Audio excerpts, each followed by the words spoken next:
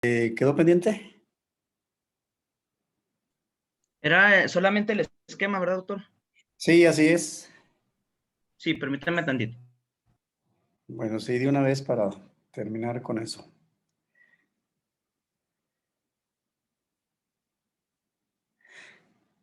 Hay que tomar en cuenta que para que se desencadene el sistema renina-angiotensina-aldosterona, tiene que haber una condición imprescindible. Debe haber un estado de hipovolemia.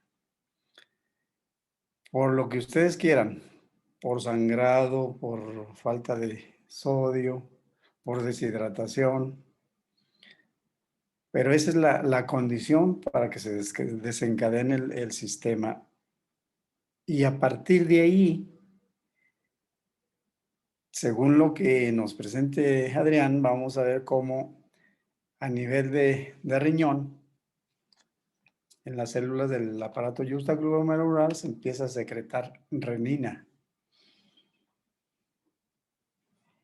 Y bueno, ya no le sigo porque si no, no le voy a dejar nada a Adrián.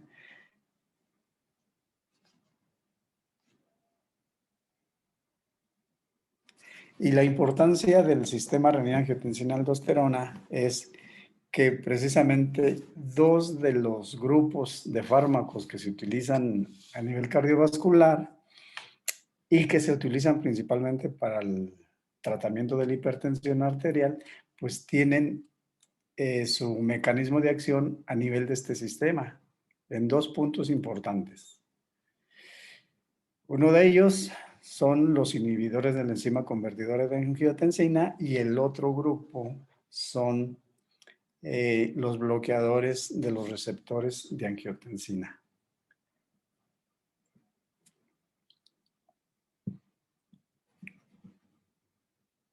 El efecto final es que no se produzca angiotensina 2 y obviamente que no se dispare la presión arterial por efecto de la angiotensina 2. Doctor, no encuentro la presentación.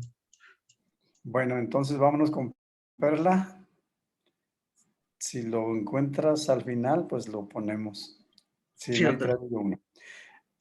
Perla, ¿tienes lista tu presentación?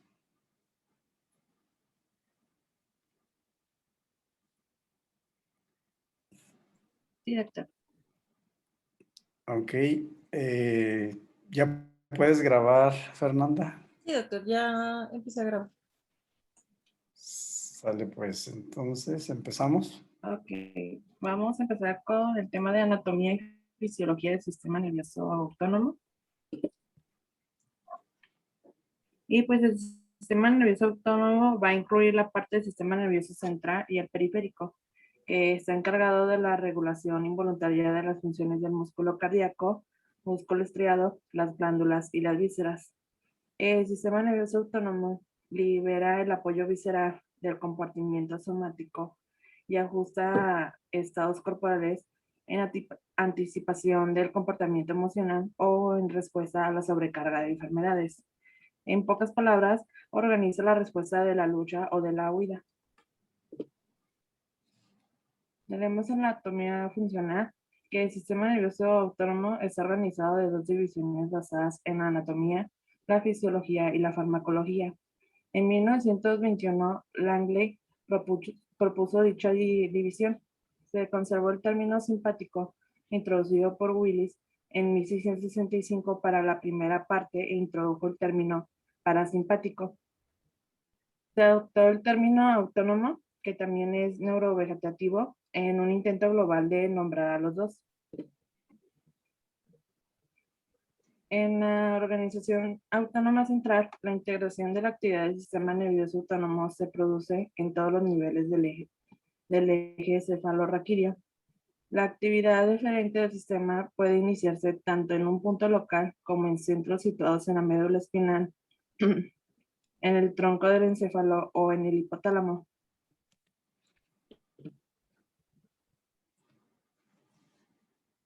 El hipotálamo es el sitio principal de la organización del sistema nervioso autónomo. Las funciones del sistema nervioso parasimpático se rigen por los núcleos de la línea media y algunos núcleos anteriores del hipotálamo. que es la porción anterior del hipotálamo, participa en la regulación de la temperatura y los núcleos supraópticos van a regular el metabolismo del agua. Los núcleos en la porción posterolateral de dicho órgano van a controlar las funciones del sistema nervioso simpático. Adicionalmente, el hipotálamo va a regular de modo permanente la presión arterial, las reacciones del estrés físico y emocional, el sueño y los reflejos sexuales. El bulbo raquídeo y la protuberancia son centros vitales de la organización del sistema nervioso autónomo para hacer frente a situaciones agudas. Juntos van a realizar ajustes hemodinámicos momentáneos y además van a mantener una secuencia y el autismo de la ventilación. La integración central de los impulsos aferentes y eferentes van a explicar la actividad tónica exhibida por el sistema nervioso autónomo. Dicha tonicidad se ve reflejada en las vísceras que están en una situación de actividad intermedia, la cual va a disminuir o puede aumentar, pero esta va a depender de la velocidad de la descarga de los impulsos nerviosos. El núcleo del fascículo solitario, que está localizado dentro del bulbo raquídeo, es el área primaria de la retransmisión de la información proveniente de los quimiorreceptores y vasoreceptores, a aferencias de los nervios glosofaringio y neurogástrico. La intensificación de los impulsos aferentes de los dos nervios mencionados van a inhibir el tono vascular periférico. Estos van a ocasionar una vasodilatación, pero de igual forma pueden incrementar el tono vagal y van a producir una bradicardia. La organización del sistema nervioso autónomo parasimpático, periférico, perdón, es el componente eferente motor de este sistema. Unos cuantos tejidos, como los de las glándulas sudoríparas y el vaso, solo se inervan por las fibras del sistema nervioso simpático. Aunque la anatomía de las vías somáticas y las sensitivas del sistema nervioso autónomo son idénticas, las de las vías motoras van a tener diferentes características. Su axón mielénico se extiende de manera directa a la unidad del músculo estriado voluntario. El sistema motor somático eferente, al igual que las vías aferentes somáticas, está compuesto por una sola neurona que es unipolar, con su soma en la sustancia gris ventral de la médula.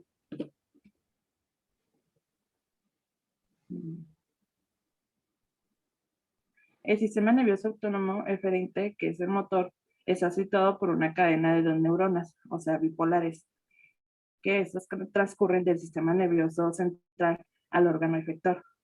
La primera neurona del simpático y del parasimpático se origina dentro del sistema nervioso central, pero no hace contacto directo con el órgano efector, y en vez de ello se va a retransmitir el impulso a una segunda estación conocida como ganglio del sistema nervioso autónomo, que esa contiene el soma de la segunda neurona, que es la postganglionar. Su acción va a establecer contacto con el órgano efector de ese modo y de manera isquémica. Las vías motoras de las dos divisiones del sistema nervioso autónomo van a constituir una cadena bineuronal seriada que consiste en una neurona preganglionar y otra que es una neurona efectora postganglionar.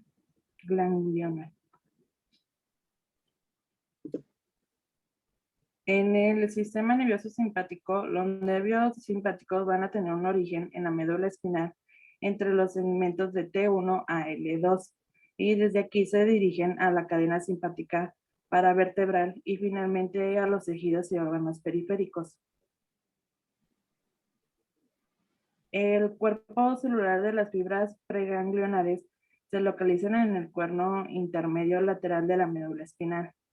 Estas fibras simpáticas preganglionares van a abandonar el nervio espinal inmediatamente después de que éste salga por el agujero de conjunción y constituyen las ramas comunicantes, que son las mielinizadas, las blancas, que se dirigen hacia la cadena simpática paravertebral.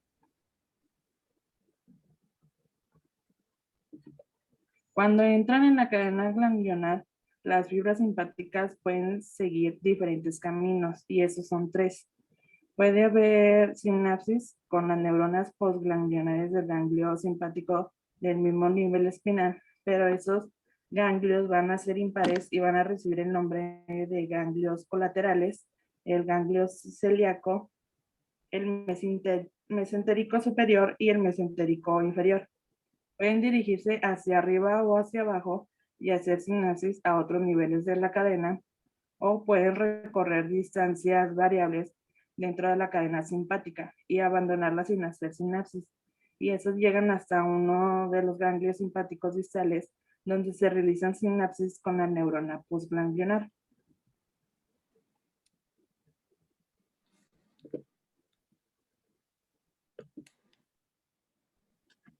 El cuerpo de la neurona postganglionar se localiza ganglios simpáticos y desde aquí sus fibras se dirigen hasta el órgano efector, pero en algunas de ellas van a retornar desde los ganglios simpáticos paravertebrales hacia el nervio espinal a través de las ramas comunicantes grises, que son las amielínicas.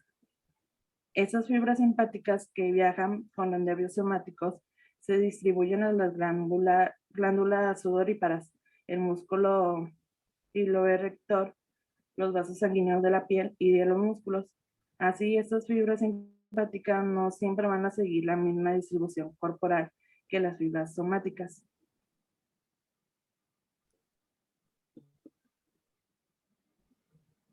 Aquí hay una imagen donde nos va a explicar que la T1 está generalmente o va hacia la cabeza, de la T2 va hacia el cuello. De T3 a T6 se van a distribuir en el tórax, de T7 a T11 al abdomen y de T12 a L2 a las extremidades inferiores. O en resumidas, T1 a T6 es en el miembro superior, de T7 a T11 en la pared corporal y de T11 a L2 o L3 van a ir hacia los miembros inferiores.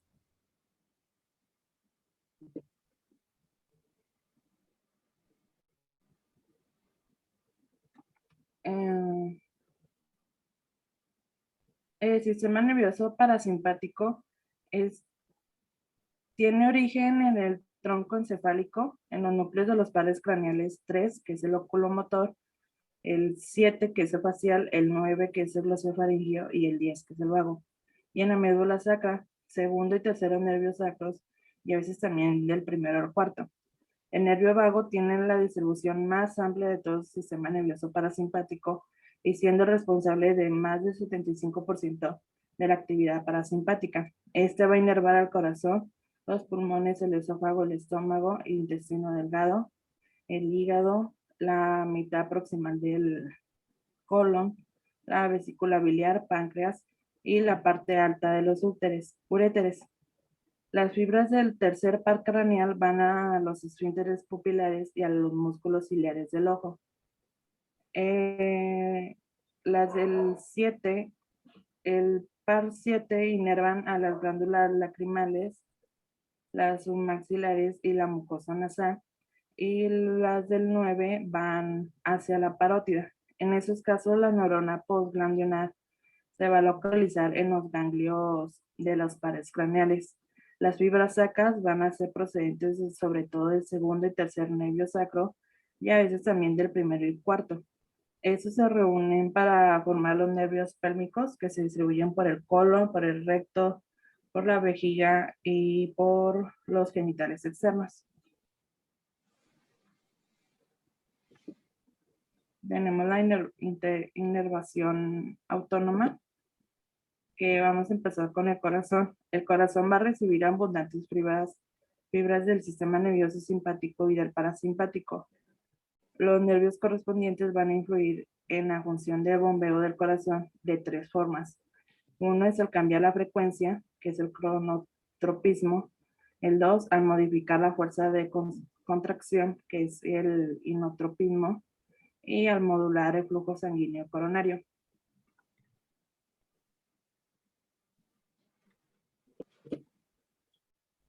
Las fibras parasimpáticas vagales se dirigen hacia el ganglio estrellado y a partir de aquí van a acompañar a las fibras simpáticas eferentes cardíacas, construyendo el plexo cardíaco, que es mixto y formado por fibras simpáticas y parasimpáticas.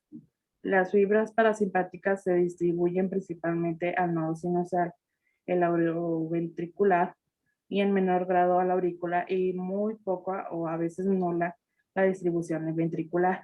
Su efecto principal es el cronotrópico negativo, que pues aquí es la disminución de la frecuencia cardíaca por una disminución de la descarga del nodo sinoventricular. El sistema nervioso simpático va a tener la misma distribución supraventricular que el sistema nervioso parasimpático, pero va a haber una distribución ventricular mucho más importante y su efecto predominante es el inotropismo.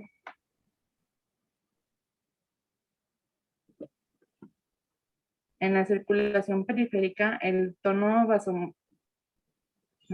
el sistema nervioso simpático es sin lugar a duda el sistema de regulación más importante en la circulación periférica. El parasimpático va a ejercer un efecto mínimo en la circulación pues, periférica. El tono vasomotor se mantiene por la acción constante del sistema nervioso simpático a partir del centro vasomotor del tronco encefálico. Este tono va a mantener a las arteriolas y a las vénulas en un estado de contracción parcial con un diámetro intermedio y con la posibilidad de una vasoconstricción adicional o por el contrario de una vasodilatación. Los cambios en la constricción arterial se van a manifestar como cambios de resistencia al flujo sanguíneo. En cambio, el sistema venoso es un sistema de capacitancia y no de resistencia, y el tono venoso va a producir una resistencia al flujo menor que el sistema arterial, y los efectos de la estimulación simpática van a alterar la capacidad más que la resistencia del sistema venoso. Como el sistema venoso va a funcionar como un reservorio de aproximadamente el 80% del volumen sanguíneo, va a haber pequeños cambios en la capacitancia venosa que van a producir unos grandes cambios en el retorno venoso y por lo tanto en la precarga cardíaca.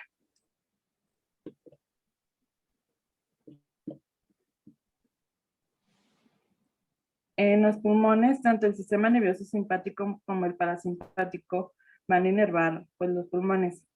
Las fibras simpáticas postganglionares que provienen del ganglio torácico superior o el estrellado van a pasar a los pulmones para distribuirse en el músculo liso de los bronquios y los vasos pulmonares. La inervación parasimpática de dichas estructuras se hace a través del nervio neumogástrico. La estimulación simpática origina broncodilatación y vasoconstricción pulmonar. El efecto de la estimulación de los nervios pulmonares simpáticos en la resistencia vascular de los pulmones no va a ser ideal, pero es importante para conservar la estabilidad hemodinámica durante el estrés y el ejercicio. La estimulación del sistema del nervioso neumogástrico no va a ocasionar prácticamente vasodilatación de la circulación pulmonar. La vasoconstricción pulmonar por hipoxia va a ser un fenómeno local que permite un ajuste más rápido a los requerimientos del organismo. La transmisión por el sistema nervioso autónomo. Desde el punto de vista farmacológico, el sistema nervioso autónomo puede dividirse con base en los neurotransmisores secretados por la célula efectora. En la terminología farmacológica se designa al simpático y al parasimpático como adrenérgico y colinérgico, respectivamente. Las terminaciones de las fibras postganglionares del sistema nervioso parasimpático van a liberar acetilcolina y con excepción de las glándulas sudoríparas, la noradrenalina es el principal neurotransmisor liberado en las terminaciones de las fibras postganglionares simpáticas. Se ha constatado que la cotransmisión del ATP y el neuropéptido y de la noradrenalina en las terminaciones vasculares de los nervios simpáticos de diferentes tejidos como el músculo, los intestinos y los riñones. Y pues las neuronas preganglionares de ambos sistemas van a secretar acetilcolina.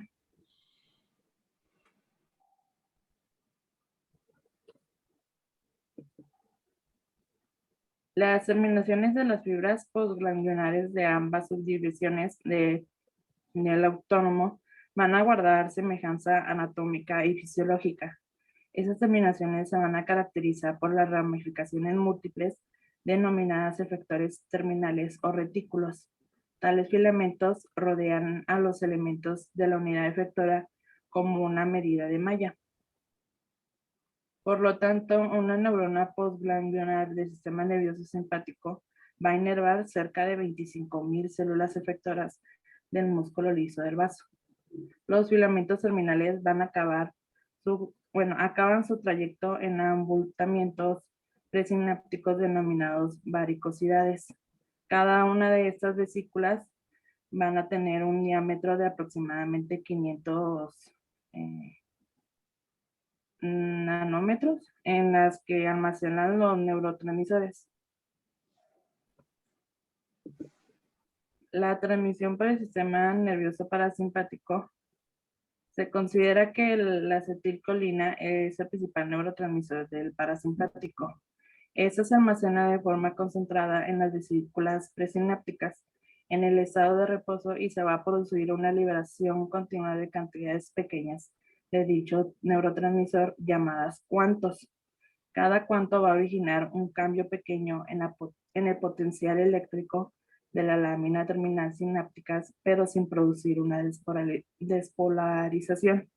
Y pues eso se le conoce como potenciales miniatura de lámina terminal.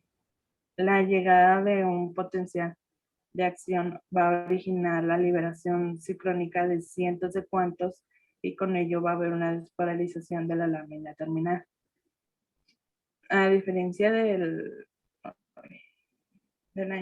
la acetilcolina no se va a reutilizar, por lo que su síntesis va a ser constante.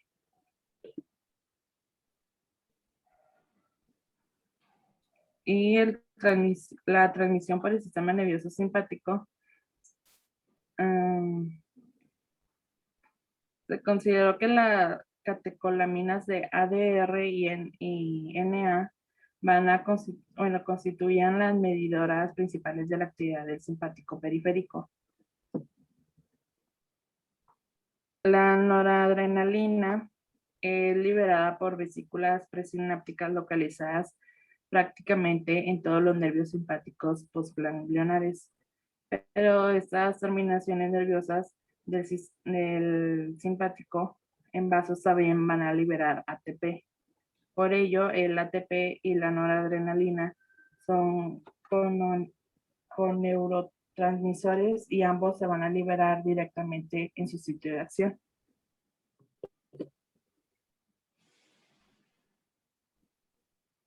Las fibras simpáticas que terminan en la médula suprarrenal son preganglionares y la neurotransmisor es el acetilcolina.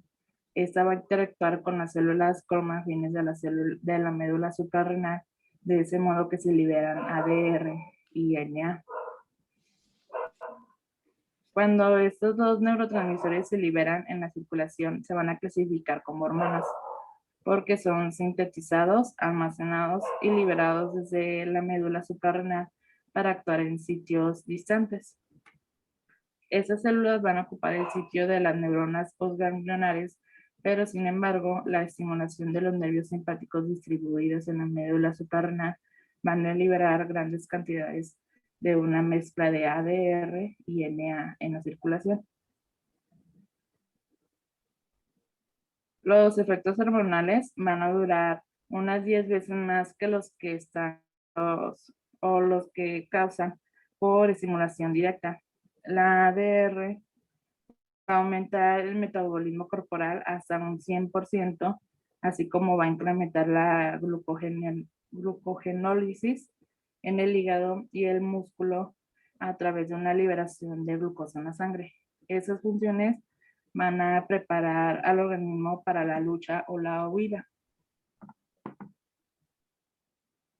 Y Eso es todo y ya siguen las preguntas. Muy bien. La primera pregunta es para ti. ¿Qué es ADR? Perla, ¿Mande?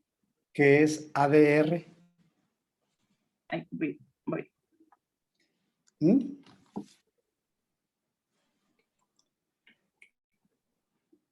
Ok, es adrenalina. Sí. Y viene noradrenalina, pero viene sintetizado como NA o NE, que Oye, es lo mismo, noradrenalina o norepinefrina. Bueno, a ver, Jennifer Navarro, la primera.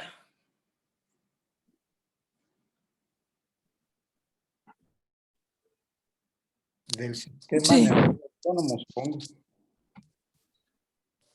¿Dónde puede iniciarse la actividad eferente del sistema?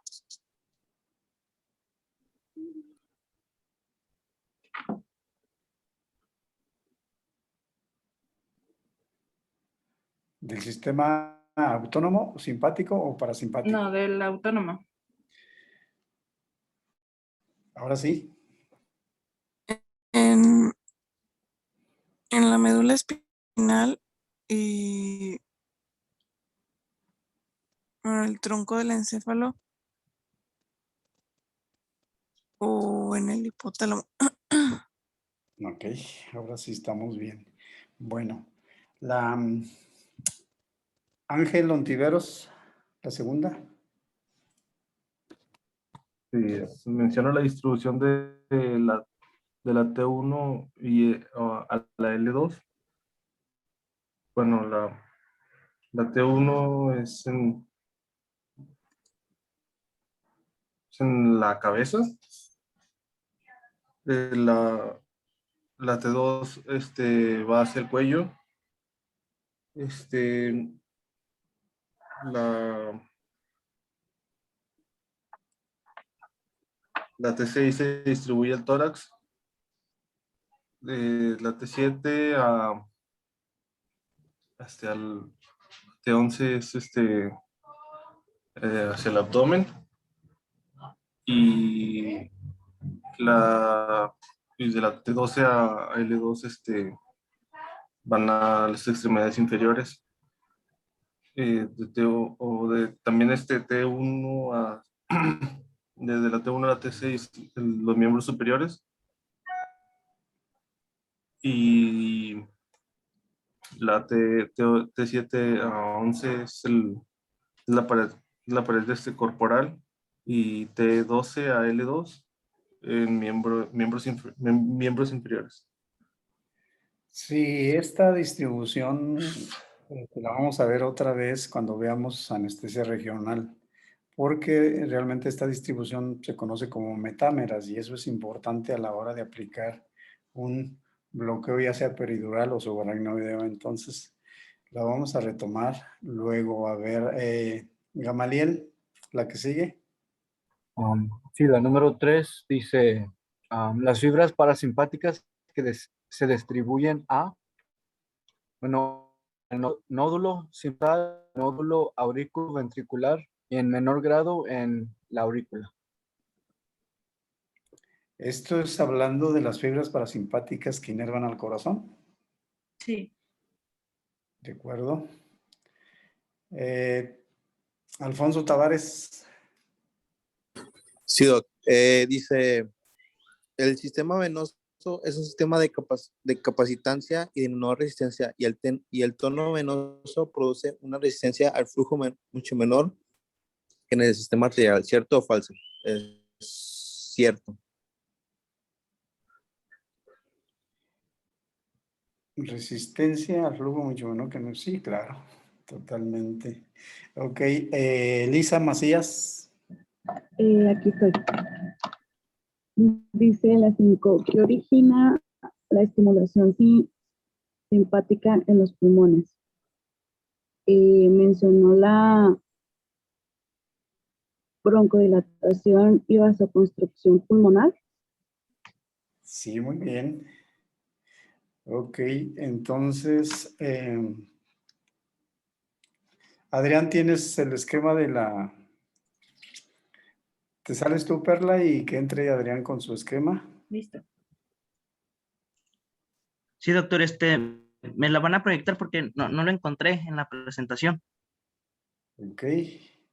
Bueno. Ahí lo tienes. Sí, se está cargando conmigo. Ahorita comienzo.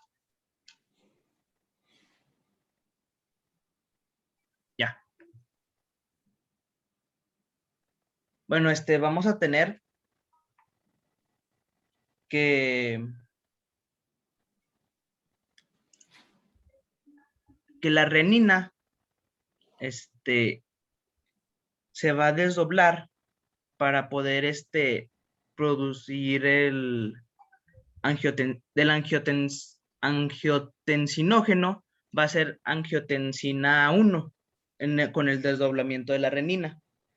Y este desdoblamiento va a producir que la angiotensina 1 va a crear 10 aminoácidos. Posteriormente, después de que la renina se desdobla, se va a separar los residuos histidínicos y leucínicos que van a estar presentes en la terminación C de la angiotensina 1. Con ello, va a provocar que se forme el octapéptido, que va a ser el angiotensina 2. Pero vamos a tener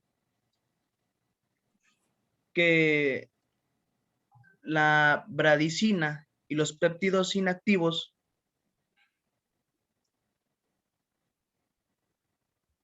van a bloquear a las enzimas convertidoras de angiotensina, que estos van a provocar la enzima convertida a angiotensina 1, y la angiotensina 2 va a intensificar la liberación tanto de norepinefrina y epinefrina, y como había dicho que angiotensina 2 pues es un vasoconstrictor que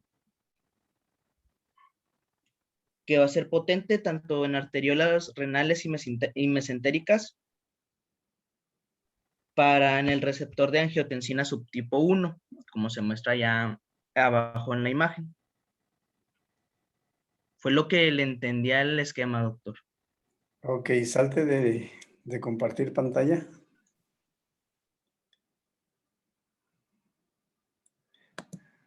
Ahora voy yo, aunque nos saque el programa, pero me interesa que quede claro este aspecto. Miren,